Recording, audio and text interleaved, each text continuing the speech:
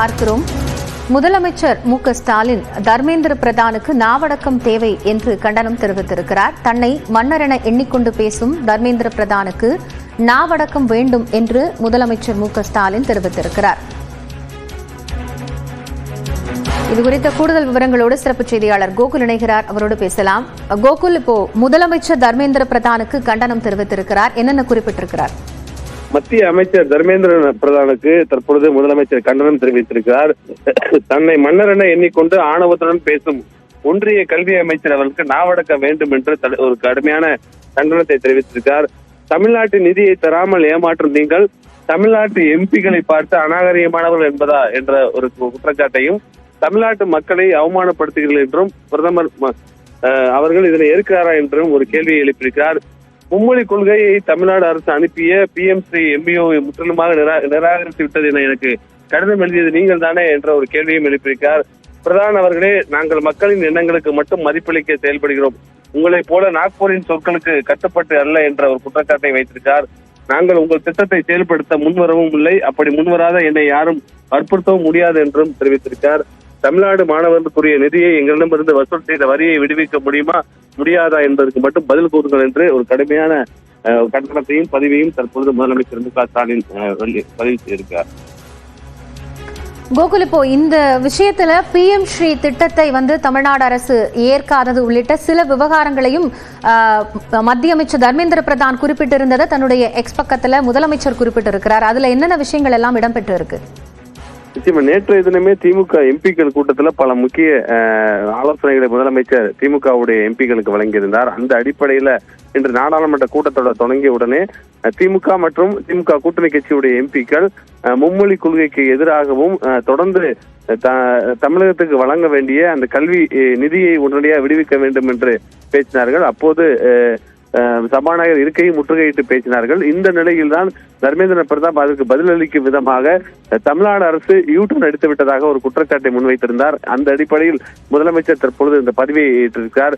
குறிப்பாக இதை நாங்கள் ஏற்கவும் இல்லை, ஏற்றுக்கொண்டதாக விளக்கமும் அளிக்கவில்லை என்ற ஒரு பதிலையும் தெரிவித்திருக்கிறார்.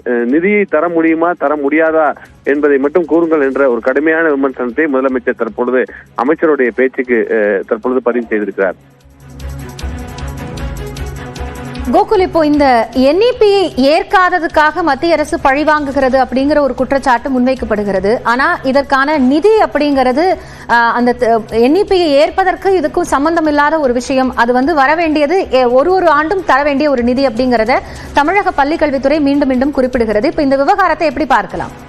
நிச்சயமா NEP-க்காக தான் இந்த நிதி ஒதுக்கப்பட்டிருப்பதாகவும் அந்த திட்டத்தை ஏற்றுக்கொண்டால் மட்டுமே இந்த நிதியை விடுவிக்க முடியும் என்று ஏற்கனவே மத்திய அமைச்சர் தெரிவித்திருந்தார். அதற்கு பதிலளிக்கும் விதமாக தமிழக பள்ளிக்கல்வித்துறை அமைச்சர், எங்களுக்கு ஒவ்வொரு ஆண்டும் வர வேண்டிய மத்திய அரசிடமிருந்து வர வேண்டிய அந்த கல்வி நிதியை இதற்காக அந்த நிதியை விடுவிக்காமல் இருப்பதாக ஒரு குற்றச்சாட்டை முன்வைத்திருந்தார். தொடர்ந்து பல்வேறு தமிழகத்தில் இருக்கக்கூடிய அரசியல் கட்சிகளும் திமுகவுடைய நாடாளுமன்ற உறுப்பினர்களும் இது குறித்து வலியுறுத்தி வந்த நிலையில தற்பொழுதும் இதுவரை நிதி குறித்து அமைச்சர் எந்தவித ஒரு பதிலும் அளிக்கவில்லை.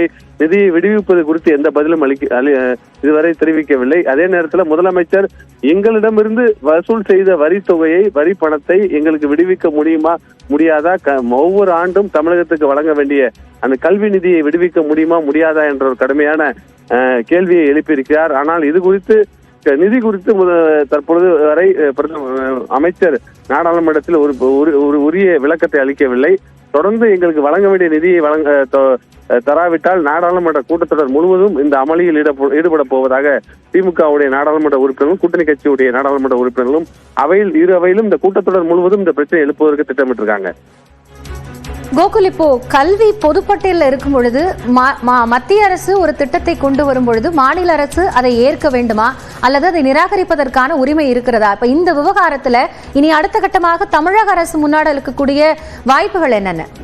இந்த விவகாரத்தை பொறுத்தளவு ஏற்கனவே ஒரு குழு அமைத்து மும்மொழி கொள்கையை ஏற்பதா ஏற்காமல் இருப்பதா அது என்பது குறித்து ஏற்கனவே தமிழக அரசு ஒரு குழு அமைத்தது. அந்த குழு மும்மொழி கொள்கையை ஏற்க தேவையில்லை என்ற ஒரு பரிந்துரையை அளித்திருக்கிறார்கள். அந்த விவகாரத்தை தான் தற்பொழுது பாஜக ஒரு குற்றச்சாட்டை முன்வைத்திருக்கிறார்கள். அமைச்சரும் இது போன்ற ஒரு குழுவை வைத்துதான் தற்பொழுது இந்த விமர்சனத்தை முன்வைத்தார். ஆனால் அதற்கு பதிலளிக்கும் வகையில பள்ளிக்கல்வித்துறை அமைச்சரும் துணை முதலமைச்சரும் குழுவை மும்மொழி கொள்கையை ஏற்பதா என்பதை பரிசீலிப்பதற்காக தான் இந்த குழு அமைக்கப்பட்டதாகவும், ஆனால் குழு இதை ஏற்றுக்கொள்ள வேண்டிய அவசியம் இல்லை என்று ஒரு அறிக்கையை அளித்திருப்பதாகவும், அந்த அடிப்படையில் மும்மொழி கொள்கையை ஒருபோதும் தமிழகத்தில் நடைமுறைப்படுத்த ஏற்றுக்கொள்ள மாட்டோம் என்று கூறிய நிலையிலும் இதுவரை நிதியை மத்திய அரசு விடுவிக்கப்படவில்லை, கல்வி நிதியை வழங்கவில்லை. அடுத்த கட்டமாக இது குறித்து சட்ட ரீதியாக நிதியை பெறுவதற்கான ஆலோசனைகளை ஏற்கனவே தமிழக அரசு மேற்கொண்டு வருகிறது.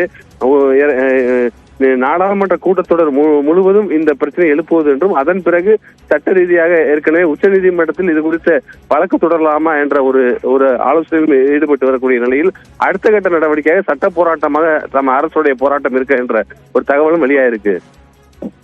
நன்றி கோகுல், விவரங்கள் இணைந்து வழங்கியமைக்காக.